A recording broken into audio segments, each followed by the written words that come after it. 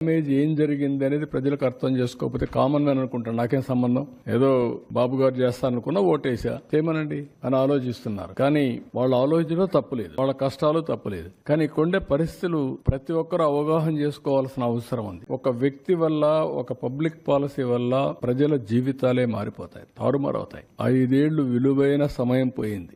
మళ్ళా తిరిగి కోలుకోలేని సమయం. 15% గానీ మళ్లీ గ్రోత్ వచ్చుంటే ఎక్కడికి వెళ్ళేవాళ్ళం? ఇన్ని ఇబ్బందులు వచ్చేటివి కాదు. ఇప్పుడు వచ్చిన తర్వాత 3-4 ప్రోగ్రాంలు వెల్ఫేర్ చేశాం. సూపర్ 6 లో మిగిలినట్టు కూడా చేయాలి. దానికి కూడా డేట్స్ ఇచ్చాం. అవి కూడా వర్కౌట్ చేస్తున్నాం. అవి కూడా చేస్తాం.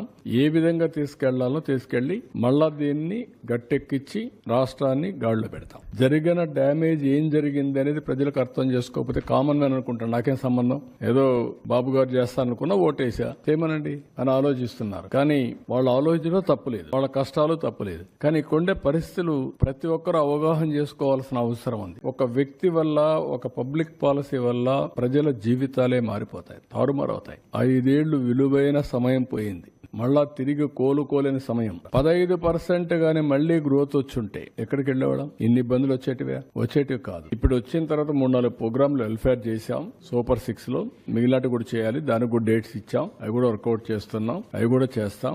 ఏ విధంగా తీసుకెళ్లాలో తీసుకెళ్లి మళ్ళా దీన్ని గట్టెక్కించి రాష్ట్రాన్ని గాడిలో పెడతాం.